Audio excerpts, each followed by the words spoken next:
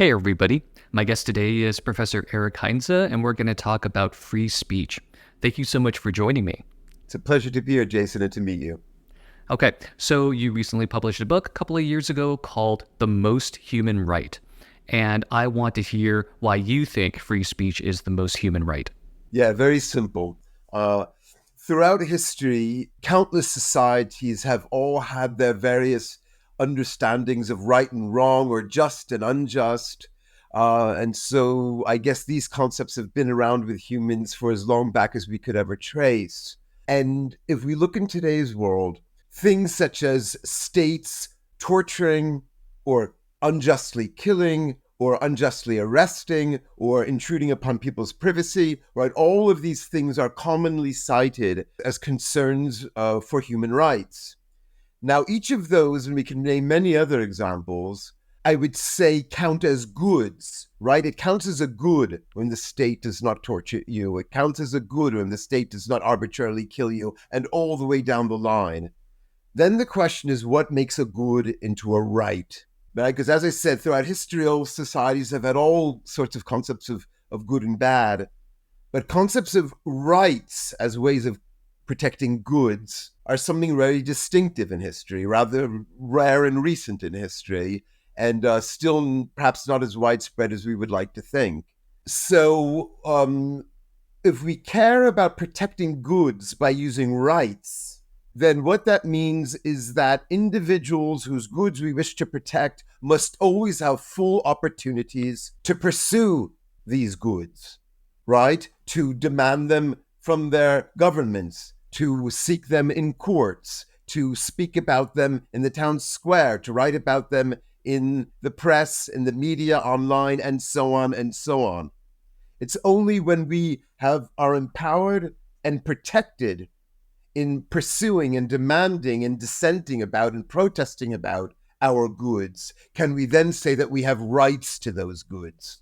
Interesting. Okay. Right? Because if you want to take something, we can imagine plenty of societies today, for example, that practice torture. If suddenly they were to stop practicing torture, they would be certainly providing a certain good to their people. That does not mean that these societies would be providing those goods as rights. Because if you still can't go out into the town square and say, wait a minute, so-and-so is still being tortured, then there is no right in that place not to be tortured. There is just a kind of good which the state decides to give or not to give as it suits. Okay. So I'm trying to understand what that argument is. So a state can provide goods to its citizens, but that doesn't rise to the level of a right, right? Because maybe you have a state that's just beneficent. What makes X a right is if people can protest and demand it. Is that the distinction? Yeah. Well, in other words, ultimately, what makes a good protected by a right is that it's legally protected. For example, in court, that you right. But sometimes that also goes wrong. Right? A judicial system may be corrupt. A judge may be bad. So even in court, you may not win a right to which you're entitled, which is why you must therefore have the capacity to be able to criticize that court or to criticize the whole judicial system or to criticize the entire constitutional regime. Yeah. And so I'm saying it. So it's only when we have the power to pursue our rights safely that we can say that we can really call them rights. When again, when the state is just dispensing or not dispensing as it sees fit, then we just don't need the concept of right. It doesn't do any more work. It just becomes a kind of ethical symbol. It becomes a nicety, rather redundant or superfluous, and which I think causes confusion, because it tells people that they have something that they don't really have. Okay. So when you say that free speech is the most human right, are you saying that it is not necessarily the most important, but perhaps it is a precondition in order for you to have other rights? Or are you saying, yeah, that's what you're saying, it's a precondition? Yeah, it's not the most important good, right? I just named lots of goods. Insofar as just being able to speak is a good, it's like any of the others. So no, it's not. So it's not the most important. as you say, it's the foundational one. It's the condition, as you say, the precondition for goods being protected by rights. Are you talking about moral rights or legal rights? Legal. Legal rights. In Okay. other words, that which can truly protect these goods. Okay. A moral right does not, in itself, protect anything. It's just a set of arguments, of claims. Okay. So let's say free speech is like the most fundamental human right. That's not saying that that alone is sufficient for the civilians to have further rights and other rights, correct? Absolutely correct. Absolutely correct. Free speech is a necessary condition, but it's not a sufficient condition. So let's imagine a society where we have benevolent rulers. They enact certain laws that protect particular rights. You're saying unless the people have a right to free speech, those other things are not actual rights, or maybe they're rights, but they're just like only superficial because the judges can change their minds. But then they're not rights. If it's that superficial, it's not a right at all, right?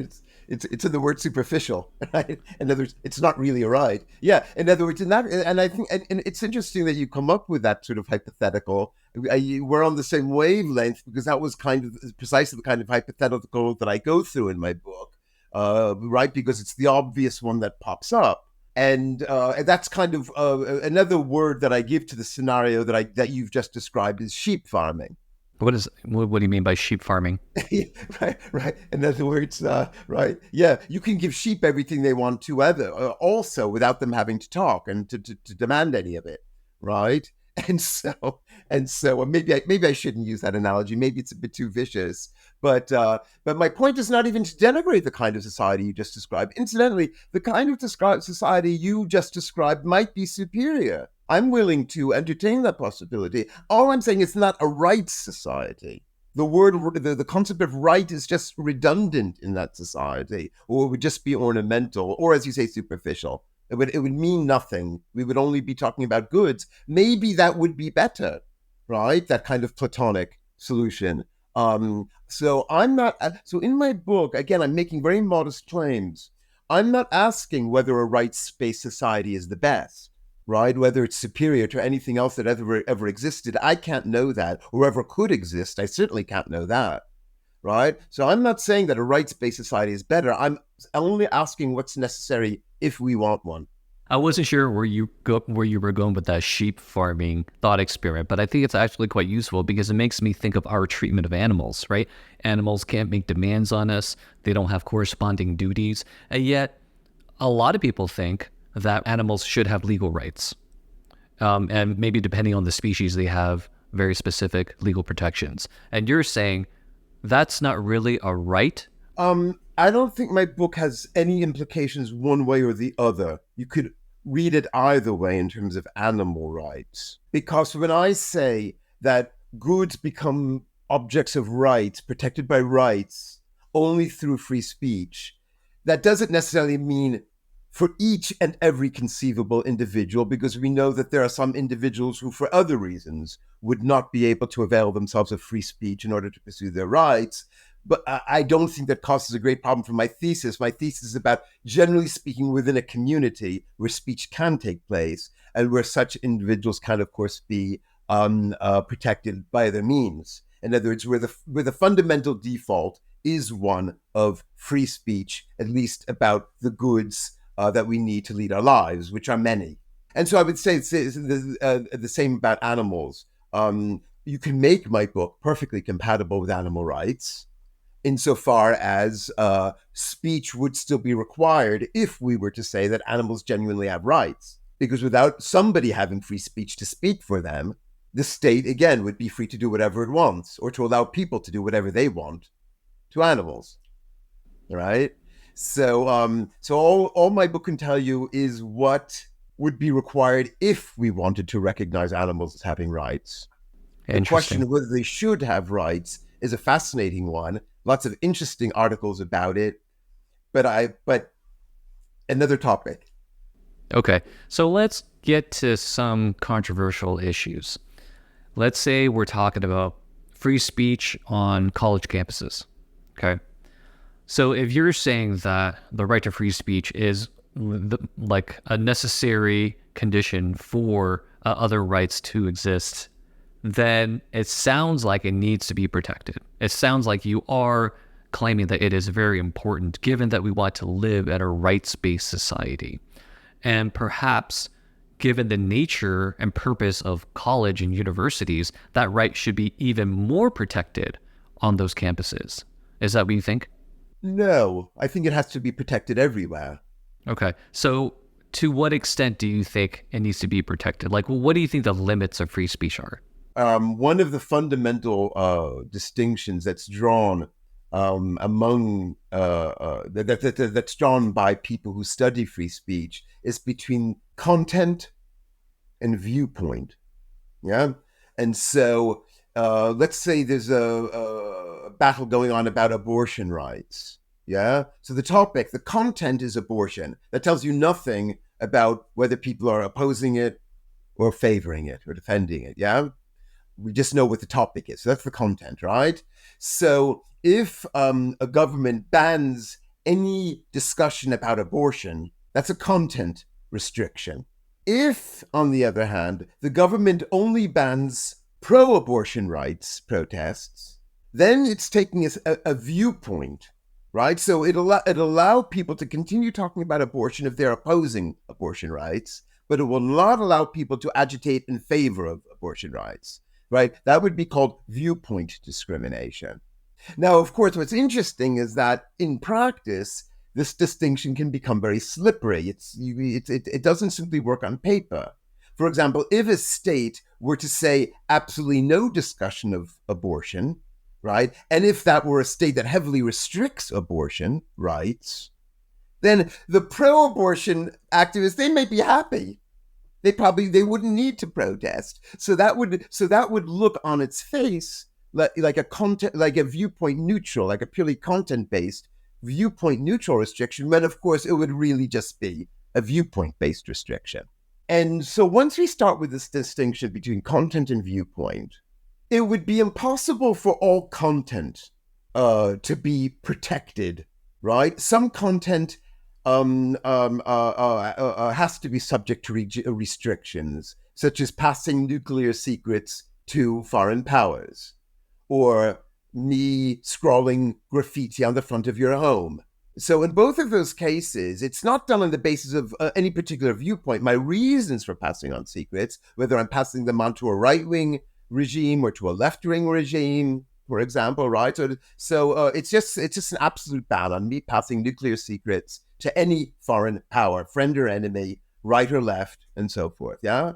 And similar with the graffiti ban. Doesn't matter whether I'm writing right-wing propaganda or left-wing propaganda on your home, or none, whether I'm doing the Mona Lisa on your home. Whatever it is, I'm not allowed to do it, right? So those are the kinds of content-based restrictions, and we come up with others that few, if any, people would seriously challenge or do seriously challenge. The big debates about free speech, and certainly the type I think to which you're alluding, have to do with viewpoint, the worldview, the philosophy that is being attacked or defended. And so I am not a free speech absolutist, because that would require all content to be protected. And right, I think we've just agreed that you can't protect all content. So the very phrase free speech absolutism is a nonsense, right? And the guy in the pub who's sitting slamming his fist on the table saying he's a free speech absolutist doesn't know anything about free speech. You couldn't be, right? A society would collapse in hours, because I only gave you 2 examples. I could give you many more of how a legal regime would literally stop functioning if free speech were absolute. Instead, I call myself a viewpoint absolutist. I'm a viewpoint absolutist, right? So in other words, once content is admissible, government has no legitimate authority to restrict the expression of certain viewpoints about any given topic. It is always illegitimate for a government to restrict speech solely on the basis of its view that a philosophy is bad or that a worldview is bad. Okay. So then examples of inciting violence. That can get you into the slippery terrain. Inciting violence is one of the most interesting topics, and I think nobody really deals honestly with this. Let me run through the steps. If you propose any political model at all, I would argue, some might disagree, but I would argue that if you propose any political model at all, whether it be capitalist or socialist or evangelical or Islamist or Soviet or you name it, whatever's on the menu, whenever you propose a political model, you're proposing whatever violence is necessary to preserve it. You can't do otherwise. That includes proposing liberal democracy. Liberal democracy cannot exist unless it has means to protect itself, such as criminal law, right? To protect itself and its citizens, I ought to say, right? So there's no such thing as a political system devoid of violence. The question is whether we consider the violence to be legitimate or illegitimate, right? So if a cop jumps on somebody to stop that person from killing a child, we think that the cop was legitimately using violence, at least if that was necessary to preserve the life of the child. And I could recite thousands of other examples. And so there's no such thing as advocating a political philosophy or a political model without implicitly advocating the violence that it presupposes, although we rarely do that explicitly, right? So I have all textbooks of political philosophy behind me proposing all sorts of models, and almost none of them talk about the violence that's necessary because that's always presupposed. It's just presupposed, right? That if a regime is legitimate, then any violence that it uses to protect itself or its citizens, right, or other essential interests is commensurately legitimate. Anytime you get up and propose any kind of political position at all, you are presupposing whatever regime of violence would be necessary to preserve it. And so ironically, again, this is highly counterintuitive, and some people find it scary, but I kind of think it's common sense, is that whatever position you're proposing, you're already always proposing violence. You might not be saying it. You might only be implying it. And so the very idea of proposing violence, right? It's a very slippery concept. We're always endorsing violence whenever we endorse a political system. So you don't think that there could be any meaningful distinctions between different calls to violence? I feel like there has to be some difference, some valid difference between, protesting in favor of democracy and, just kind of presupposing that some violence is going to be necessary to protect that democracy, and saying that, oh, we have to kill these people. We have to kill all of these people because they're bad and evil. The former, I feel like it's much more legitimate, and I'm okay with people, protesting in favor of the former, but not the latter. Well, I mean, the latter can certainly happen in wartime, and certainly on the rhetorical level, right? Certainly just as a rallying cry. During World War II, it would hardly have been outrageous for people to say, let's kill the Germans, and even to say, let's kill them all, even if you don't really mean it, right? That would be certainly part of the rhetoric of war, right? Or let's say, I don't know, let's kill all the multimillionaire oligarchs for our proletarian revolution. You and I might not agree with that, incidentally, but it's certainly not unknown in the history of political thought or political activism. So shall we ban a group of students who gather together on a campus and cry, let's kill all the capitalist oligarchs? Should we ban that? Maybe we should, but they would be saying something which has been said for a long time in many contexts in history and has not always been illegal. So incitements to violence, then, do you think belong under the category of viewpoints, right? And okay. This is why I'm trying to stick to concrete examples, right?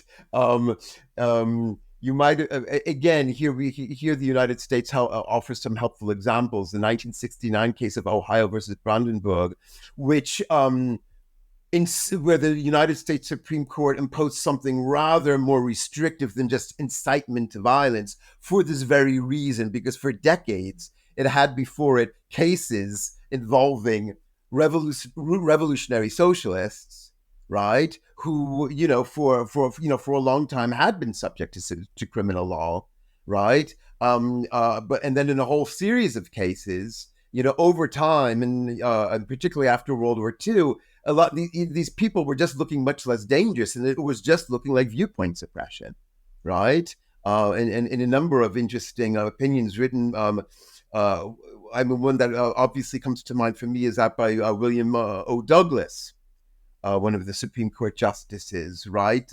Explaining why, in a case called Dennis, the United States, where he was explaining why, even the fact that these people include violence on their program, right, and the revolution, doesn't necessarily mean that we should be suppressing it. Something more is required. And so then after that case, in 1969, the Brandenburg case, the Supreme Court required that it's not simply incitement to violence, because again, the Declaration of Independence arguably does that, right? Rather, right, it has to be, this famous clear and present danger of imminent lawless action, right? Clear and present danger, that was already an old phrase, but again, that's rather vague, but of imminent lawless action. So if the students are standing around saying, let's get rid of all the capitalist oligarchs, you kind of smile and wave and give them a biscuit. That's right, right?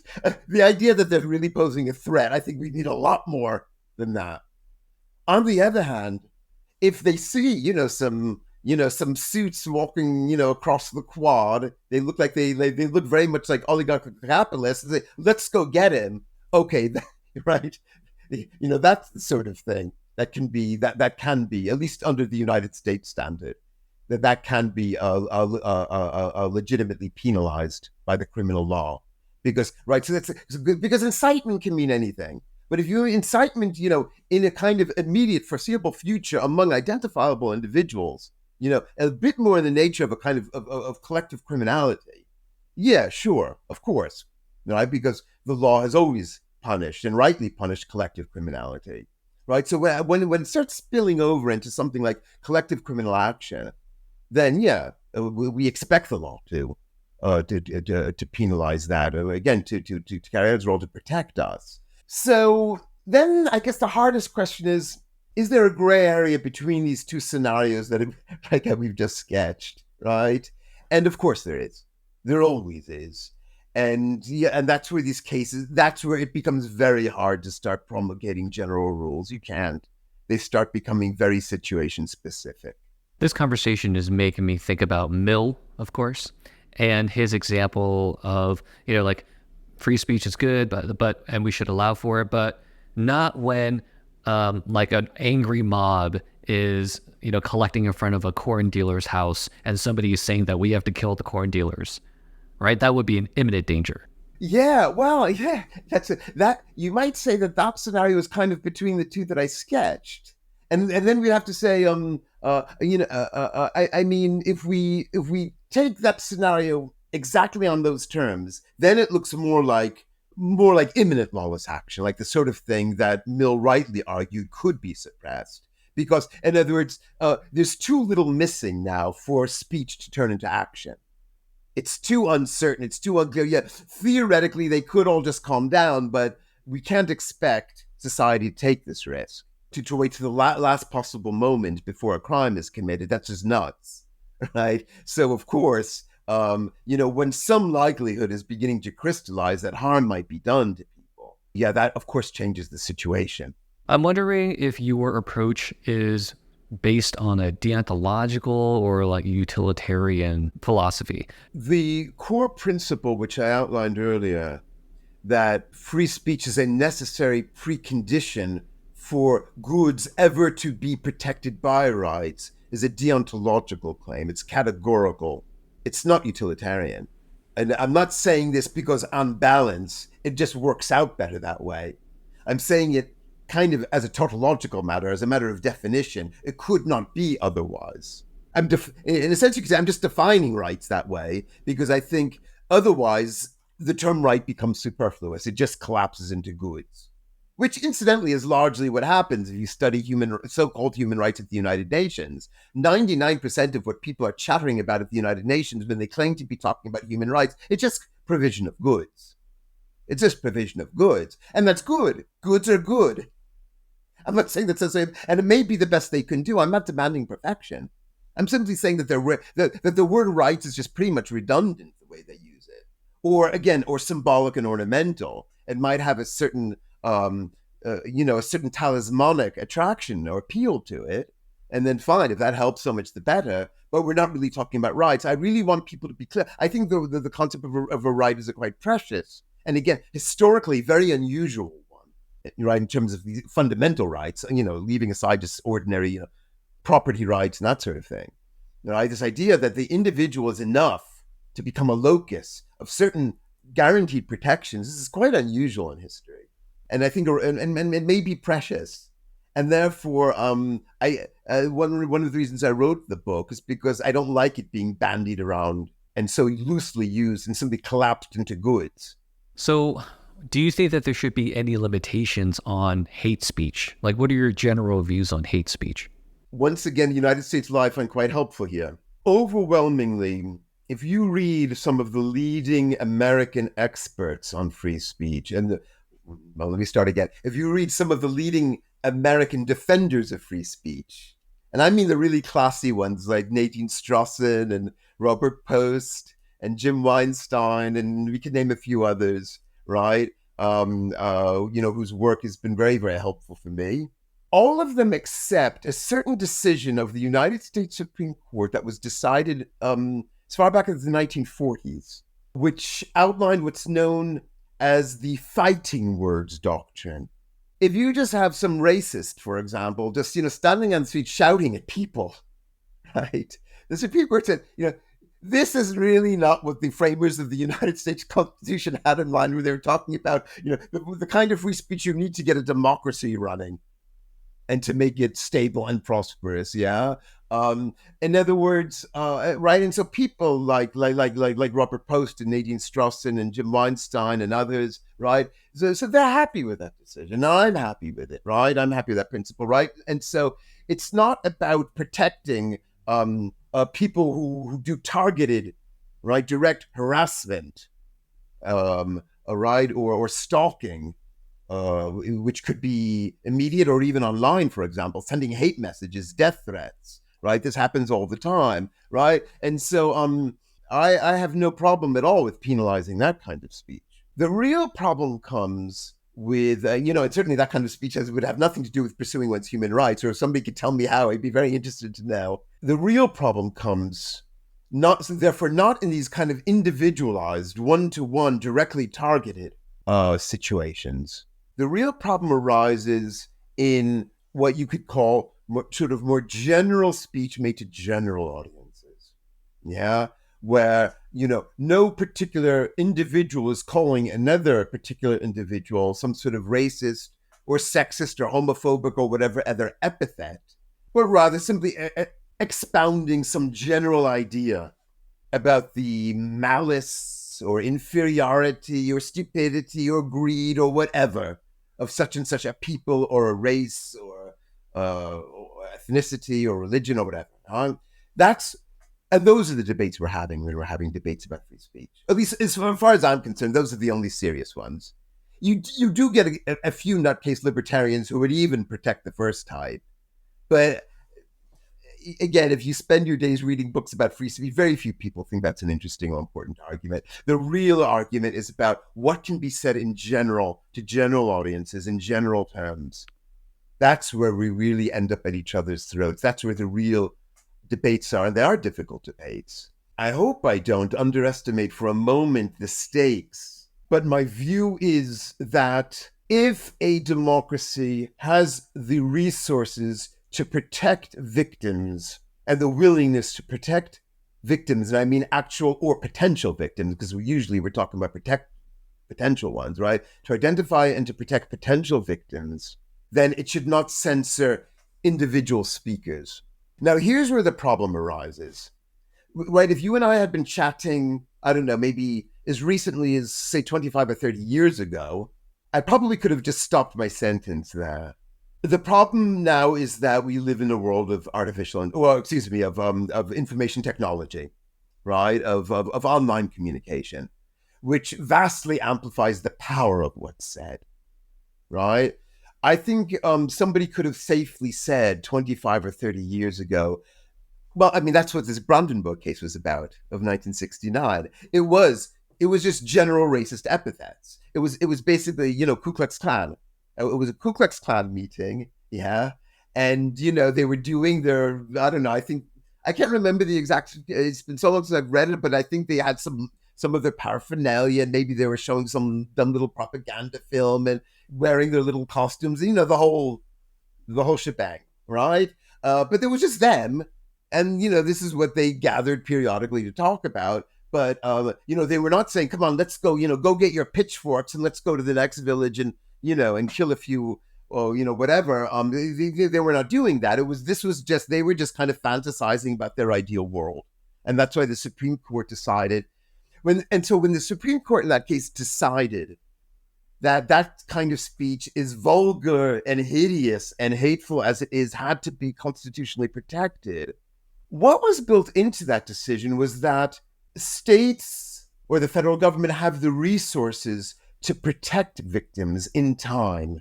If, a mob like that starts then to mobilize and translate their words into deeds, maybe the Supreme Court shouldn't have made that assumption because they never actually discussed that.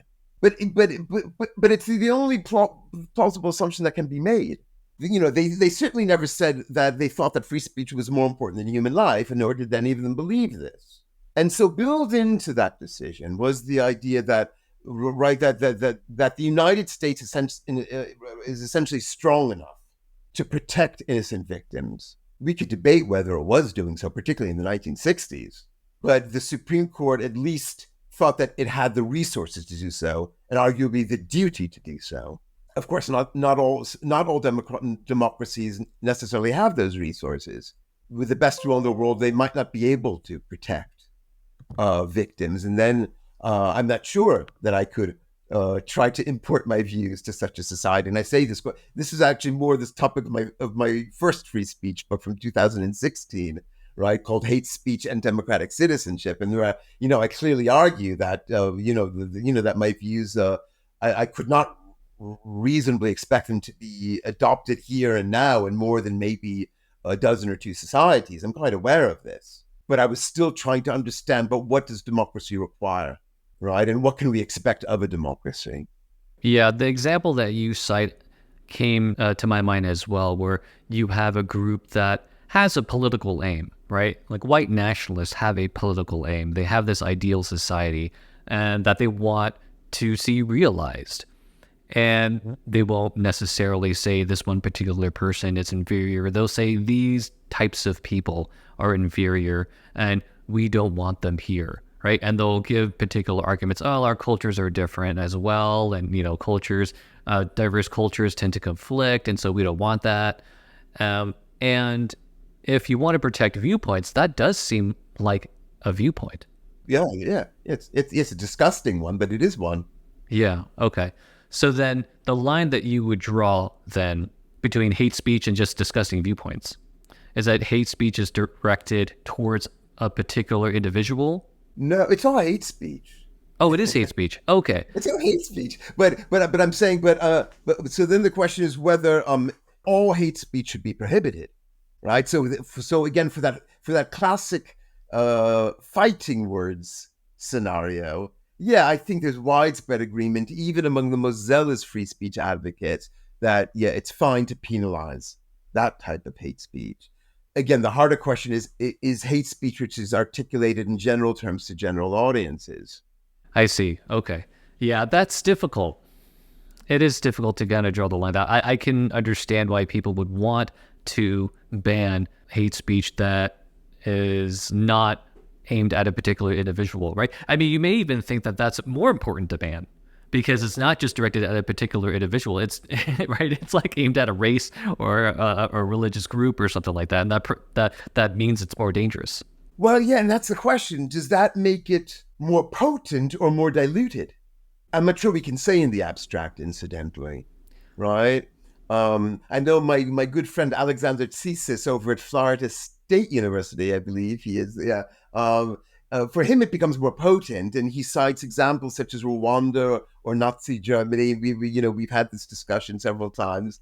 But I think that again, Rwanda, Nazi Germany, these were just not the kind of political context that that we're talking about, right? Again, I'm asking about what a democracy requires, right? The brief so-called democratic period of the so-called Weimar Republic prior to Nazi Germany had nothing like the strength of democratic institutions and protections that we could expect of a fully fledged democracy, and that's why it's constantly miscited. It's not a good example of what we mean by what I like to call a long-standing, stable, and prosperous democracy. And a democracy that has had the time to acquire democratic culture and to transmit it over several generations. The Weimar Republic had only sprung up after World War One, right? And was basically given to a population already in a rather desperate state. Most of the members of the parliament actually wanted to dismantle the whole republic, right? And so, for so many reasons, it's one of the worst analogies one can draw if you want to take seriously how contemporary democracies function. But what I wanted to say before is, right, remember the conversation we just had a minute ago was about what we could have discussed 30 years ago, right? The problem now is what clearly is amplification through information technology, through online, right, through social media, right, where every little crank can vastly expand the audience, right, that receives these sorts of messages. And then, these are the things that free speech scholars are endlessly debating today, and it's much harder, right? I think these arguments were much easier to have up until about maybe 30 years ago.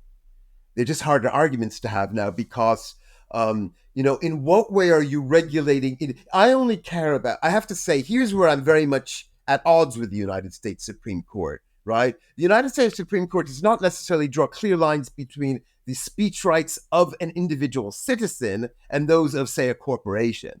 Those are the right. I'm interested in the person who goes into the voting box, right? Which, as far as I know, corporations cannot do yet, right? And so I do not recognize corporations as having the full free speech rights of individuals.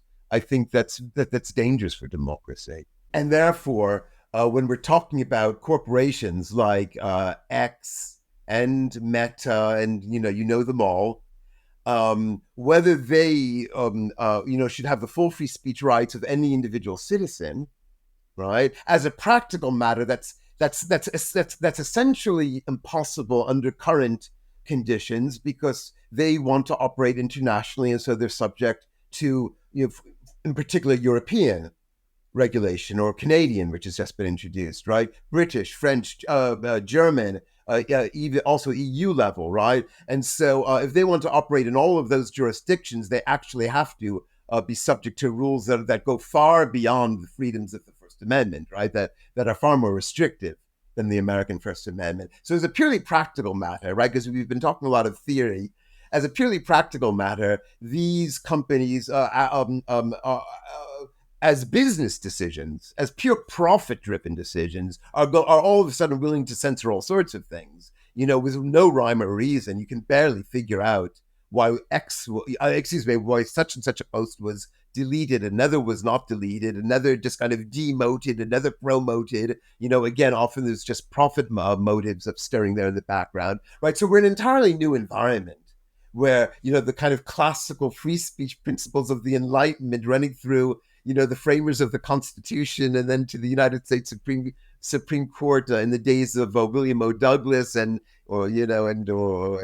Justice Hugo Black and all of the others. That's almost a quaint world now, and the kind of world we're in now of free speech, it just needs to deal with very different sorts of principles and pragmatics. And so, as a matter again of protecting life, it might often be necessary to be more intrusive online than any serious free speech advocate ever would be outside of the online world. Yeah, the online element adds another layer of difficulty here because, like you said, any person can, espouse their views and reach millions of people. There seems to be no limit to that.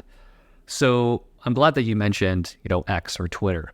and other social media platforms, because that has been a hot topic as well, right? Like, what extent free speech should be protected on these platforms, because X is perhaps it's a private company, but it kind of acts like a public square on the internet, so it has some public service element to it, right? So how, like, well, what do you think about that? Like, how do you think it should be regulated, like in those areas because they're online, or do you think because it's like a private corporation that it should be kind of like protected from free speech regulations imposed by the government?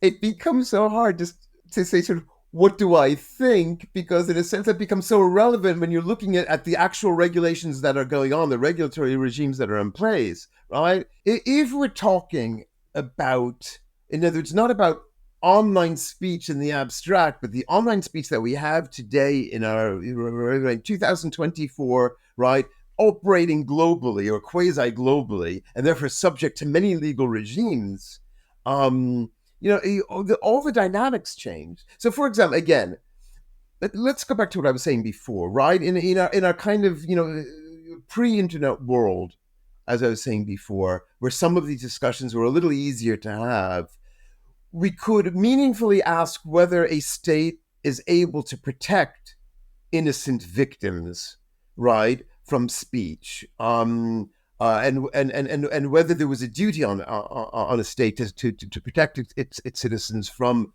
violence, right? Now, today, even if the state can protect a victim in New Hampshire, that doesn't mean it can protect a victim in Kashmir, or that the Indian government or the Pakistani government or that the local Kashmiri authorities can protect possible victims in Kashmir, right? And in fact, and this is not just theoretical. This is happening. Cross-border incitement or hate speech. It's been happening, right? I mean, here in London, for example, where there are important links to the Indian subcontinent, right? These sorts of incidents have already been documented. So if you want to take the United States context, you and I can agree, and maybe we can all agree on what works for the United States, but that doesn't do us any good. You see, right? So we can talk about campuses, right? Because that's, the internet is involved in what's going on campuses and how groups are being mobilized and communicating with each other so much. But nevertheless, they can be situated physically in space under very particular jurisdictions, yeah? But once we're talking about the speech itself being existing fundamentally online, right? Then yeah, we have to take both the laws and the conditions of all possible audiences into account. So I don't even know what to say. So what do you think? I can tell you what I think if we come up with if we make certain assumptions about who's participating. But those assumptions all fall to the wayside once we're talking about quasi-globalized electronic communications. Crossing borders. From one culture to the next, from one sort of political system to the next. Where protections for individuals is going to vary wildly. I think the reason why I'm a little confused is because I'm missing a step here, maybe a fundamental connection between something being a legal right and, I guess, the ability for the government to protect the individual who's protected by that right. Maybe there's like that step here, because you're saying like, well, like these other governments in the world, these local governments may not have the resources to protect particular individuals within their jurisdiction.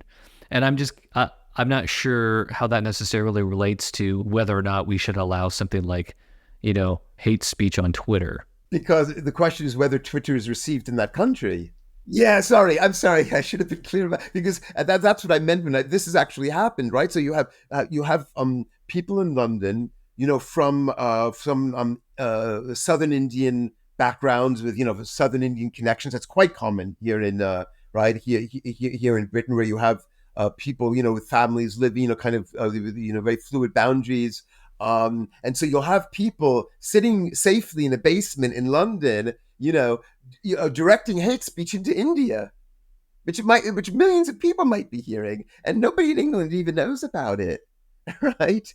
And so if people are at risk of dying because of what's being done in that basement in London, then coming up with the good UK law for protecting free speech gets us nowhere.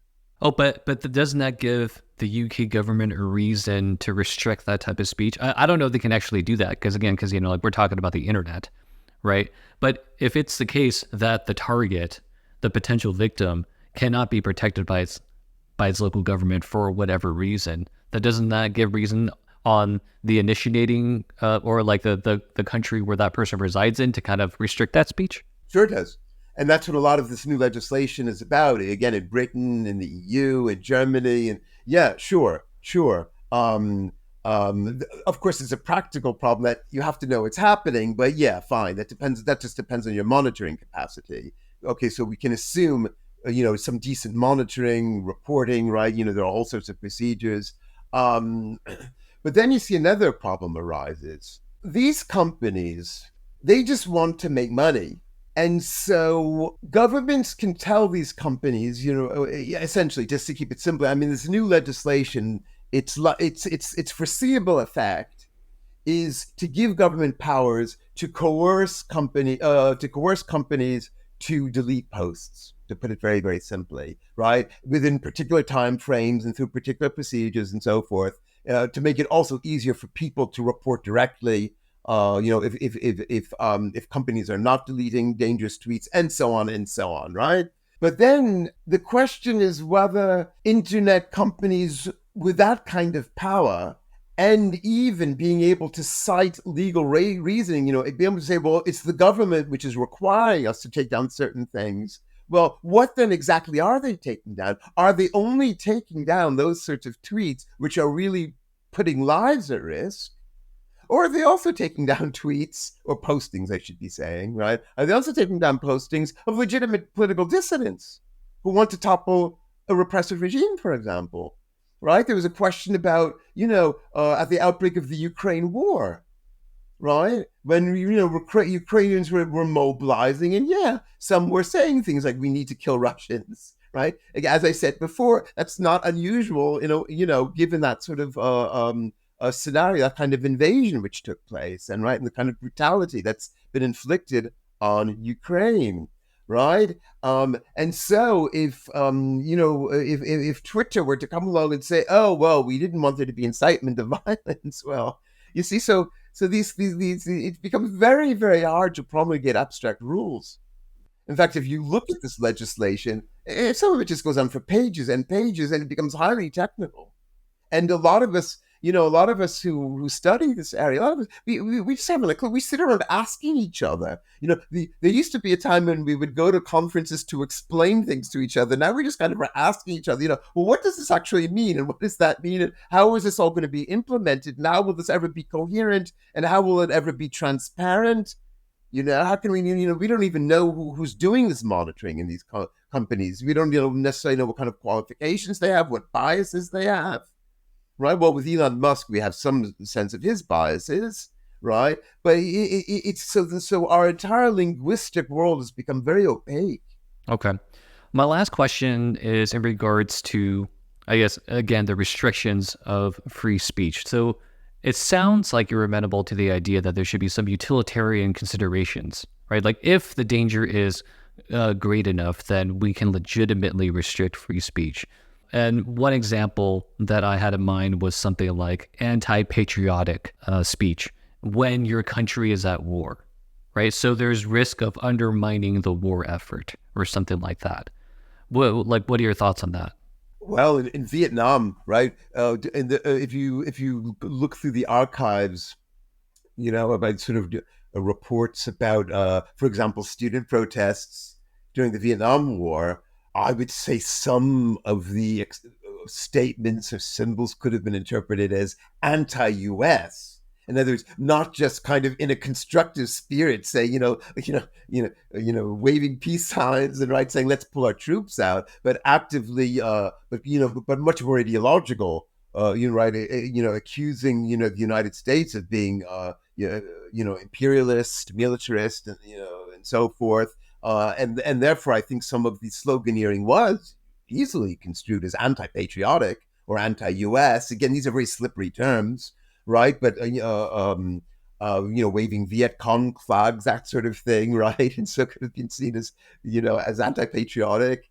But again, I think by that time, for the U.S. Supreme Court, you just had to allow this, right? Not least because there was there was no likelihood the United States government was really going to be toppled by these student protests, just like the socialist protesters of a few decades earlier that the Supreme Court had to deal with.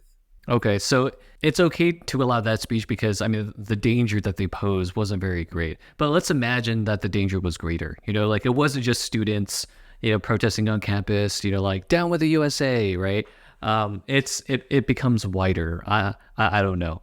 It's hard for me to imagine a scenario like that. Perhaps it will have to talk about a different country.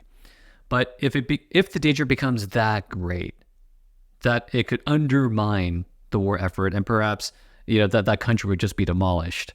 Like, do you think in those situations we could limit free speech, and that we ought to limit free speech?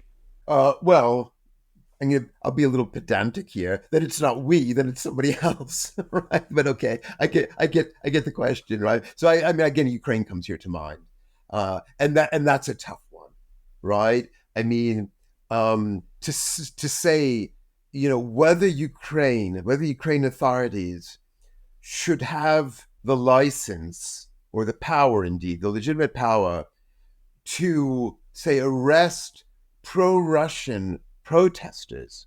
That's a tough one because it's fighting for its existence. When you're fighting for your existence, the rules of democracy are on hold. No democratic state, which is fully at war, can be fully democratic. It's just not possible. This is not possible. Some democratic norms have to give way to the necessity of survival.